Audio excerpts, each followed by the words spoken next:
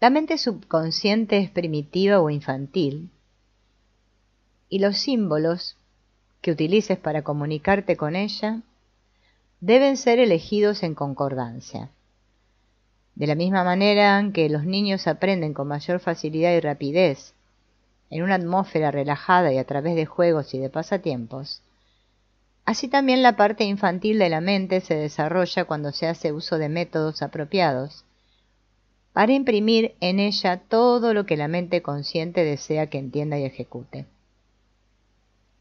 Los símbolos resultan efectivos por el hecho que el lenguaje de la mente subconsciente se compone de símbolos e imágenes. Es así como impresionan a la mente subconsciente los rituales con sus mensajes subyacentes, en especial cuando se cargan de emoción y se llevan a cabo de manera seria. La llave que abre las puertas de las jaulas en las que estamos atrapados se encuentra únicamente dentro de ella, ya que ella misma se encuentra aprisionada en el mundo en el que vivimos. La forma de encontrar la llave es cavando profundamente dentro de nosotros mismos para llegar a descubrir a qué nos aferramos y por ende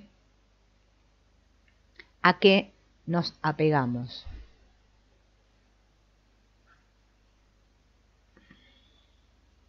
Es natural que los primeros lazos se establezcan con los padres, puesto que estos representan los canales a través de los cuales logramos el nacimiento.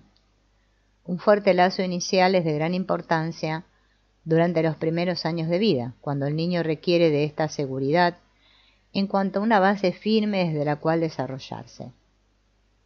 Está siendo revivida ahora una costumbre denominada vinculación, mediante la cual se refuerzan estos lazos inmediatamente después del nacimiento, y se ha descubierto que el bebé está plenamente consciente y que abre los ojos y es capaz de enfocar la mirada aproximadamente a los 20 minutos de nacido. Gracias a los diferentes métodos naturales de alumbramiento que se están empleando ahora, en que ambos padres están presentes y la madre no requiere ser anestesiada, el niño se vincula con sus progenitores por contacto visual directo a los pocos minutos de nacido. Sin embargo, en la pubertad, cuando la persona joven está a punto de entrar al mundo como adulto, se requiere que estos tempranos vínculos con los padres se corten, como para que el joven quede libre para desarrollarse como un individuo independiente. Cuando estos lazos siguen vigentes, más allá de la pubertad, se desarrolla una situación malsana, en la cual el niño, cualquiera sea su edad, se vuelve demasiado dependiente de uno de sus progenitores o de ambos, y por este motivo es incapaz de expresar su verdadera personalidad, o también puede ser que se rebele violentamente y se aparte de sus padres, quedando resentido. Esta última situación puede dar por resultado lazos especialmente negativos que amarran mucho más que los anteriores. Cuando las personas ven esta situación, reaccionan de manera muy diferente, de acuerdo a la experiencia y antecedentes que tengan. Algunos asegurarán que ya se han desvinculado y alcanzado su independencia, describiendo a menudo los drásticos medios a que recurrieran para lograrlo. Sin embargo, se ha descubierto que rara vez son libres y que la separación o el distanciamiento de los padres, e incluso la muerte de estos, no los ha liberado necesariamente. Es decir, que este tipo de personas pueden encontrarse frecuentemente mucho más ligadas pese a creer lo contrario. Hay otros que, puestos ante la necesidad de cortar estos lazos, reaccionan de manera diversa y expresan su alivio de saber que nunca es demasiado tarde para liberarse, sin que importe la edad que se tenga.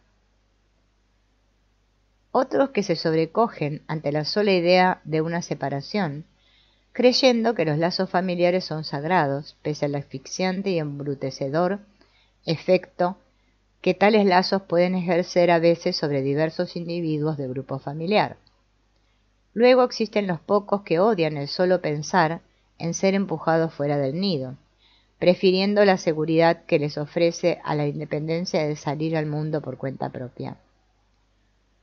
A veces, una persona ha sido criada por parientes, amigos de la familia, padres adoptivos o en instituciones. En tales casos se encuentra que existe un resentimiento inconsciente profundamente asentado hacia los progenitores reales y que un sentimiento de rechazo tiñe sus vidas. Tales personas habrán de ser llevadas por el proceso de separación de sus padres verdaderos, pero también de los padres adoptivos que las criaron. Resulta imposible para cualquier padre ser perfecto con todos sus hijos, e incluso los mejores de entre ellos también requieren ser liberados. Sin sus vástagos han de llegar a convertirse en adultos independientes. De modo que, aunque aquí se produce un mínimo de fricción, resulta conveniente llevar a cabo el corte de los lazos, ya que ello de manera invariable mejora la relación, haciéndola más libre y fluida. Al igual que en los antiguos rituales, hay una serie de preparativos que habrán de llevarse a cabo antes de poder llegar al corte real de los lazos. Este ejercicio habrá de ser practicado regularmente cada día por un periodo de no menos de 2 semanas para cada progenitor o tutor. Este ejercicio se denomina la figura del 8, porque corresponde a la forma que toma. Se usa para llevar a la persona a una relación íntima con su propio espacio o territorio y se ha convertido en uno de nuestros símbolos más sutiles y útiles. 2 personas que mantienen una estrecha relación entre sí invariablemente proyectan parte de sí mismas en la otra, de modo que ninguna de ambas es un individuo claramente delineado y separado. Si llegaran a cortar los lazos que las unen antes que se haya logrado un retiro de cada una dentro de su propio espacio, el resultado sería confuso, ya que cada una seguiría cargando con las proyecciones de la otra, como una superposición que cubriría el propio yo. Para remediar esta situación, haremos y explicaremos el ejercicio de la figura del 8. Veamos las instrucciones para visualizarla. Antes de cortar los lazos existentes entre tú y tus padres, tendrás que practicar el siguiente ejercicio, al menos 2 semanas con cada uno. Primero, cerrarás los ojos, después de haberte sentado cómodamente en una silla o en el suelo, e imaginarás que estás trazando un círculo en el suelo, a tu alrededor, de un radio correspondiente al largo de tu brazo con los dedos extendidos. Visualiza este círculo como un tubo de luz dorada, como la luz del sol. No te apresures ni te esfuerces para verlo, sino que deja que aparezca paulatinamente ante los ojos de tu mente. Cuando llegues a sentirte realmente sentado en el centro de un círculo de luz dorada, comienza a visualizar un círculo similar, frente al tuyo, tocándolo ligeramente, pero sin interferir con él. Entonces trata de ver a cualquiera de tus padres apareciendo en el medio del círculo, enfrente tuyo, cada vez que invocas a uno o al otro. Asegúrate que cada uno de ustedes quede situado en el centro mismo de los respectivos círculos, y si te parece que cualquiera de ustedes se mueve del centro o trata de entrar en el círculo del otro, imagina que son como muñecos que pueden volver a colocarse en el sitio que les corresponde. Puede que debas hacerlo varias veces hasta que cada uno permanezca centrado, en especial cuando se da la situación de que uno sea más dominante que el otro. Una vez que puedas visualizar ambos círculos claramente y que ustedes dos se ubican en el centro de sus espacios respectivos, visualiza una luz pálida como la del neón que entra en el tubo dorado por el punto en que ambos círculos se unen y que comienza a moverse en el sentido de las manecillas de un reloj, primero por el contorno del círculo en el que está uno de tus padres y que al llegar al punto de partida comienza a circular por el lado izquierdo de tu propio círculo, apareciendo por tu derecha para continuar luego desde el punto de partida. su camino inicial en el círculo frente al tuyo, describiendo la figura de un 8. Sigue observando este flujo de la luz azulada con tu visión mental por todo el tiempo que puedas mantener la imagen sin esforzarte. La duración de este ejercicio varía de una persona a otra, pero rara vez se puede mantener por más de 2 minutos. Esta azulada luz de neón atraerá magnéticamente todo tu ser hacia tu propio círculo y todo el ser de tu padre o tu madre al de ellos, de modo que cada uno ocupará plenamente su propio territorio separado. Este ejercicio habrá de repetirse regularmente cada día hasta que fluya fácilmente, asegurando así que el mensaje que deseas convertirte en un individuo independiente penetre en las mentes subconscientes tanto de tus padres como la tuya propia. La mente subconsciente entiende con mayor facilidad imágenes y símbolos que palabras, aunque habrán de repetirse de manera regular como para que el mensaje que se busca sea recibido y llevado a la acción. Los momentos mejores para la radiación de mensajes de esta manera son aquellos en que recién se despierta del sueño y cuando uno se retira a dormir, ya que durante ellos está más cerca de la mente subconsciente. Una vez que hayas establecido claramente la imagen, bastará con un corto periodo de práctica de unos 2 minutos en la mañana y en la noche. Durante el resto del día puedes asegurarte un poco a la figura 8 para mantenerla en movimiento, visualizándola de vez en cuando. Del mismo modo en que un niño que juega con un aro de madera le da un leve impulso con la vara para mantenerlo en movimiento. En el caso de progenitores negativos, se requiere de manera invariable un padre o una madre así. Seguramente han tomado proporciones arquetípicas, es decir, como aumentadas a los ojos del niño. Por eso hay que tratar con ese arquetipo. Para eso podemos realizar 2 rituales diferentes, uno para liberar al niño de la madre negativa y otro para liberarlo del padre negativo. Para facilitar este proceso podemos utilizar personificaciones simbólicas. No son las acciones de los padres o sus enseñanzas lo que nos afecta, sino las diferentes formas en que hemos reaccionado ante su conducta o su trato para con nosotros. Puede ser que los hayamos imitado o que nos hayamos rebelado en contra de ellos, y como ninguna de estas alternativas le permite expresarse al verdadero yo, es muy importante poder ver claramente estas reacciones y tratar de entenderlas con el objeto de descubrir quiénes somos realmente por debajo de la falsa fachada de actitudes que hemos tomado en préstamo.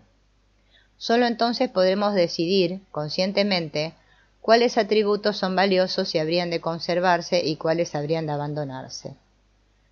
Las reacciones conducen directamente a juicios de valor, nos gusta o nos disgusta lo que vemos o experimentamos. Si somos estrictamente honestos con nosotros mismos, tenemos que aceptar que cuando criticamos a alguien con una fuerte intensidad emocional, estará operando una de 2 alternativas. Nuestra crítica de otros puede representar la proyección de faltas propias de las que no somos conscientes. Es mucho más fácil criticar a otro imputándole el ser egocéntrico, deshonesto, maleducado o egoísta, que admitir estas mismas faltas en nosotros mismos. Mientras más emocionales seamos en nuestras críticas, más seguro será que seamos culpables de esas mismas faltas o defectos. La razón para ello es que estamos demasiado cerca de nuestras propias debilidades, o somos demasiado cortos de vista o muy perezosos como para admitirlos y corregirlos. Pero, sin embargo, hay otra razón oculta, más bien sutil, para criticar a otros, la cual a menudo se pasa por alto. Aquellas acciones o rasgos que objetamos en otros bien pueden ser ejemplos exagerados de aquellas cualidades de las que carecemos y que necesitamos desarrollar en nosotros para llegar a un real equilibrio, pero que somos ya sea demasiado temerosos o demasiado inhibidos para expresar. Nos sentimos culpables e inadecuados y por ende criticamos a aquellos que son libres de expresarse de manera particular, aunque a menudo provocativamente en lugar de esforzarnos por desarrollar esas cualidades en nosotros y equilibrarnos mejor. Una persona muy tímida, por ejemplo, frecuentemente tenderá a ridiculizar a alguien que sea muy extrovertido y agresivo. En lugar de utilizar a esa persona como un espejo que le ayude a revelar una carencia de la que necesita darse cuenta para poder trabajar conscientemente en ella. En tales casos, la crítica está enmascarando unos celos ocultos y un sentimiento de inadecuación. Mientras sigamos actuando de cualquiera de estas maneras, nunca podremos llegar a saber quiénes somos realmente por debajo de estas reacciones. Solo cuando nos mostremos dispuestos a utilizar a todos a quienes encontremos como espejos, en los que podamos lograr atisbos de nosotros mismos, podremos comenzar a bajar nuestras defensas para mirar dentro de nosotros y descubrir cómo somos realmente.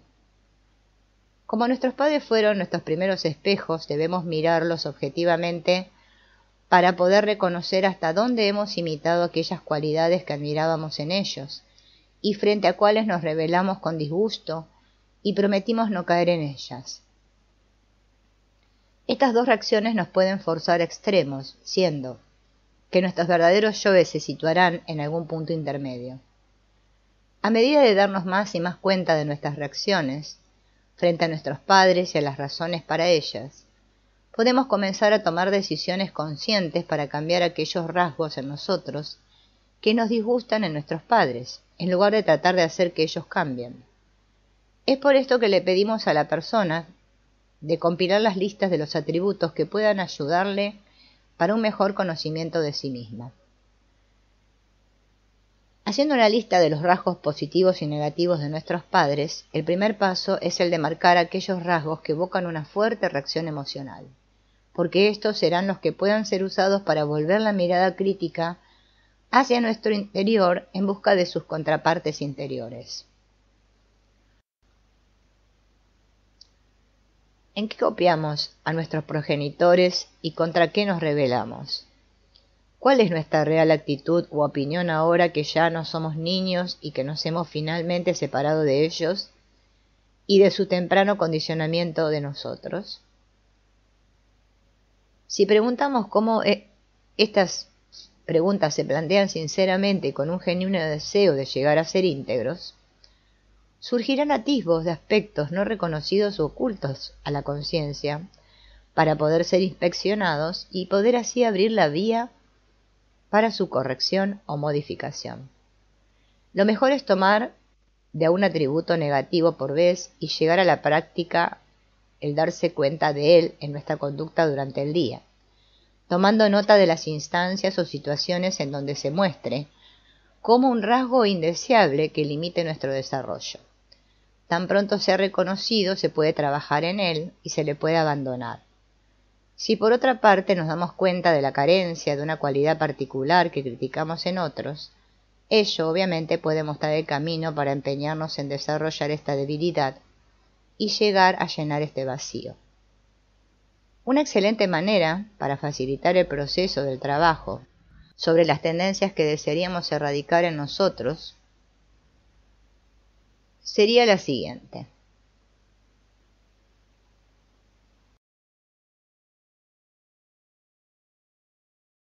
Tener a mano una serie de tarjetas de colores y cada vez que durante el día nos demos cuenta de alguna falta de nuestros padres, alguna crítica, y que estemos dispuestos a liberarnos de ella, la anotaremos en una de esas tarjetas. Y durante el transcurso del día le iremos agregando más cualidades si es que nos vienen. De este modo, por ejemplo, podríamos elegir un color para la ira, lo que nos provoca enojo, otra tarjeta de otro color para lo que nos provoca celos, otra, por ejemplo, para la pereza, otra para la falta de honradez, otra para la codicia. Y así descubriremos que este método nos puede ayudar a tomar conciencia de áreas que requieren atención y que esto se produce de una manera que constituye un desafío, puesto que podemos ver la forma en que progresamos al revisar lo que habíamos anotado cada día en las tarjetas. Esto resulta de gran ayuda para tomar conciencia de nuestras proyecciones y contribuye a clarificar las causas subyacentes de nuestros hábitos particulares. Y ayuda también a hacer más rápido el proceso de desechar aspectos de nosotros mismos que obstaculizan nuestro progreso. Es frecuente que durante este mismo periodo se produzca un sueño que agregue una mayor percepción. Puede que en el sueño se incluya una persona que muestra alguno de los defectos del que sueña, pero de manera exagerada, haciendo que se le reconozca más fácilmente.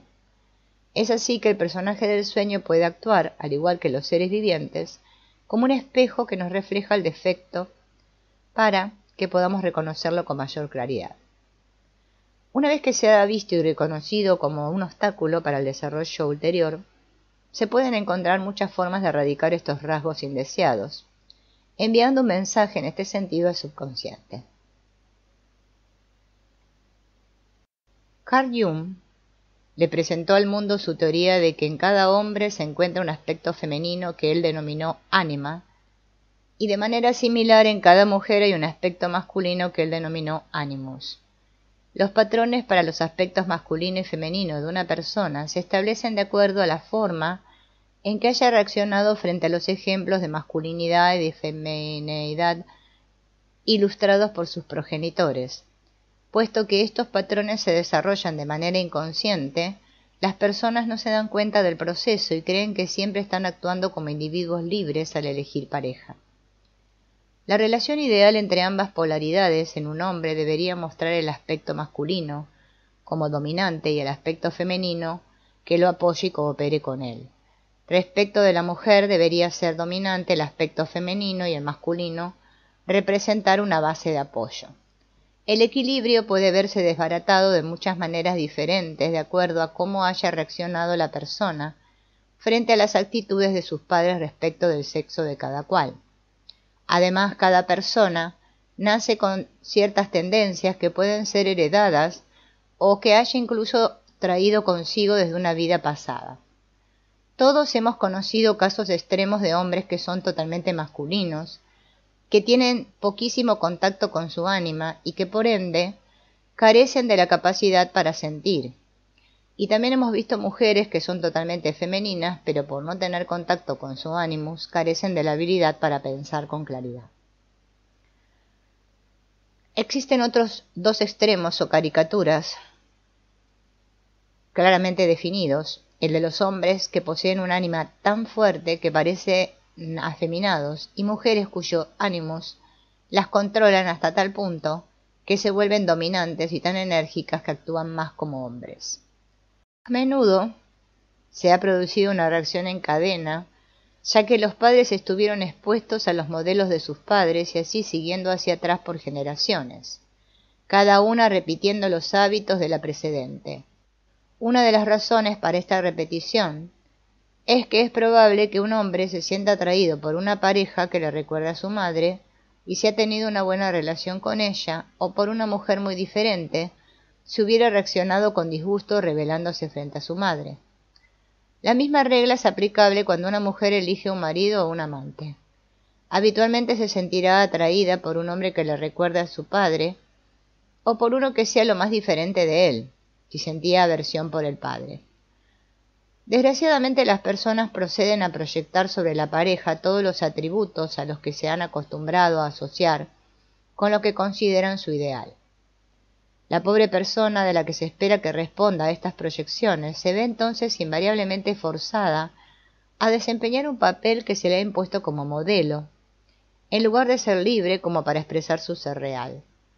Una vez que se han cortado los lazos paternales y maternales y se han compilado las listas de los atributos positivos y negativos de los progenitores, es importante para cada persona el estudiarlas con el objeto de descubrir en qué forma le han afectado a sus padres. La mayoría de los casos, las personas tienen que estar sufriendo realmente para ir a pedir ayuda. porque la mayoría tienden a ser perezosas cuando la vida transcurre tranquilamente y nada las fuerza hacia algún cambio. Pues son muchos los que se resisten a los cambios, prefiriendo lo que les es conocido y seguro, por muy satisfactorio que sea, a una alternativa desconocida y que la más de las veces les amedrenta. El sufrimiento que les puede empujar a decidirse a tomar los controles para reestructurarse puede ser causado por motivos financieros, emocionales, físicos o mentales.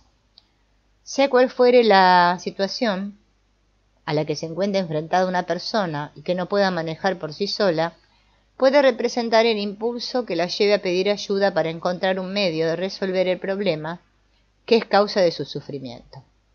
Es así que la experiencia penosa puede resultar en una bendición disfrazada que la conduzca hacia su libertad. El comenzar a reestructurarse representa una pesada tarea y puede parecerle una montaña inaccesible, frente a la cual se sienta totalmente incapacitada para iniciar el ascenso hacia la cumbre. Necesita que se le recuerde que no es necesario escalar de una vez, sino que ha de subir paso a paso. Hay cierto tipo de hombres que cae bajo el embrujo de las así llamadas mujeres medusas. Estos hombres logran invariablemente un éxito notable en sus carreras, lo que hace que sea aún más sorprendente el hecho que se encuentren dominados por este tipo de mujeres. Al igual que las sirenas de los antiguos mitos y cuentos de hadas que atraían a los hombres hacia la muerte, gracias a sus encantos femeninos y sus declaraciones de amor, estas versiones modernas hacen lo mismo. Pareciera que lanzaran un filtro mágico a los ojos de los hombres para cegarlos de la realidad y mantenerlos bajo sus embrujos. Ellas mismas se encuentran a la sombra del arquetipo de la medusa, que las hace inhumanamente poderosas, de modo que pueden paralizar a sus víctimas y convertir en piedra al pobre hombre que han atrapado, de la misma manera en que una serpiente paraliza a un conejo o a otras de sus pequeñas presas. Estas nada tienen que ver con las castradoras mujeres dominadas por el animus. Todas son muy femeninas, pero carecen del animus equilibrante, por lo que han de encontrar la imagen masculina externamente a sí mismas. Es por ello que proyectan a sus animus hacia hombres muy masculinos que carezcan de un ánima fuerte, los cuales a su vez andan en busca de su ánima fuera de sí mismos. En este tipo de mujeres, ambas personas son unidas en un estrecho abrazo por sus respectivas carencias, una tan impotente como la otra para romper el embrujo que las enlaza en un abrazo monstruoso. Frente a los hombres a los que atraen, estas mujeres aparecen como seres dulces que les aman y les adoran, siendo que al mismo tiempo los destruyen de la misma manera en que la araña viuda negra mata a su pareja después del acoplamiento. Los hombres atrapados por este tipo de mujeres gozan de la relación de manera perversa, confundiéndola con amor y sentimiento, sintiéndose plenamente gratificados y complementados, por extraño que parezca. Estas mujeres, al parecer tan femeninas, son en realidad los agresores y juegan con el hombre como el gato con el ratón, incluso abandonándolo, para volver una y otra vez a él para irlo subyugando con más fuerza a su poder. No siempre se casan con el hombre prefiriendo quitárselo a otra mujer. Es frecuente que en estas situaciones sea la esposa la que busque ayuda para liberar al hombre de las garras de una mujer así. No basta con liberarlo de ella. El hombre habrá de ser llenado con una fuerza positiva y habrá de ayudarle a entender lo que ha sucedido para que pueda evitar atraer a la misma mujer o a otra de su tipo. Cuando se trabaja con una mujer eclipsada por el arquetipo de la medusa, se hace necesario recurrir a una figura arquetípica positiva para que sirva de ayuda, tanto en la liberación del hombre como la de ella. Las personas adquieren sus patrones en cuanto a la femineidad y la masculinidad de sus progenitores, ya sea copiándolos o rebelándose contra ellos. Esto influye en su psiquis y en su animus o ánima. La psiquis del hombre es influida por el padre y su ánima por la madre, y la psiquis de la mujer por la madre y su animus por el padre. Además, de manera inconsciente, ambos reaccionan frente a las actitudes de los padres, no solamente las que muestran frente a su propio sexo, sino también a sus respectivas parejas. La reacción en cadena de hijos que responden a las actitudes de sus progenitores y los de estos frente a sus progenitores solo puede romperse cuando la gente comienza a trabajar sobre lo masculino y lo femenino dentro de sí misma y llega a entender los conceptos de ánima y animus. Aquellos niños cuyos padres intuyen la sabiduría de liberarlos de su dominio cuando han llegado a la edad de la pubertad son en verdad afortunados. Es natural que los padres deben constituir las figuras de autoridad hasta que el niño esté listo para comenzar a desarrollar su propia independencia y comience a afirmarse. La culpa representa otra de las emociones paralizantes que son muy comunes y difíciles de desechar, debido a que la persona que la lleva en sí a menudo es inconsciente de la causa. Al igual que el miedo, sus raíces son por lo general profundas y llegan hasta la infancia, siendo frecuentemente resultado de castigos exageradamente severos impuestos por padres demasiado estrictos para errores menores. Hay veces en que la parte de los ritos de la pubertad que concierne al perdonar a los padres y pedir su perdón se muestra como suficiente para diluir el peso de la culpa, obviamente si ella se relaciona de alguna manera con los padres. También existe la posibilidad de que la culpa provenga de una vida pasada y que haya sido transportada hasta la actual, en cuyo caso se la puede retrasar y enfrentar, y se le puede pedir y conseguir la absolución de la figura de autoridad del triángulo. Un descubrimiento de este tipo puede ser de gran ayuda para develar algunas de las antiguas deudas kármicas en que la persona puede haber incurrido, y de este modo puede pedir que se le muestre la mejor manera de cancelarlas en esta vida. Si la culpa ha sido causada por un acto consciente, es frecuente que sea este sentimiento de culpa el que lleve a la persona a dar los primeros pasos para enmendarla. De ahí en adelante puede avanzar aún más, resolviendo, por un acto de voluntad, el evitar repetir aquel error en particular. Hay algunas personas que sienten culpa, no por actos propios, sino porque otras las han hecho sentirse culpables por alguna razón. Hay algunas que dicen que se sienten culpables por el mero hecho de estar vivas, y hemos descubierto que a menudo esto dice de la relación con los padres e incluso puede retrasarse hasta el momento de nacer, en especial si la madre ha muerto al dar a luz o ha quedado inválida como resultado del parto. Otra causa para el sentimiento de culpa la representa la desilusión que puedan sentir los padres frente al sexo del hijo, lo que constituye una reacción bastante común y que además muchas veces se extiende por un periodo largo de la vida del niño. El resultado es que el niño siente que representa una equivocación o una desilusión para sus padres. Un símbolo muy útil para equilibrar los aspectos masculino y femenino de una persona es el antiguo símbolo chino del yin-yang. Para hacer uso de él, tenemos que imaginar o visualizar que estamos parados sobre el símbolo como si éste estuviera dibujado en el suelo, con el pie izquierdo sobre el punto blanco en el lado oscuro y el pie derecho sobre el punto oscuro en el lado claro. Nos concentraremos en buscar un equilibrio entre los dos aspectos en nosotros mismos.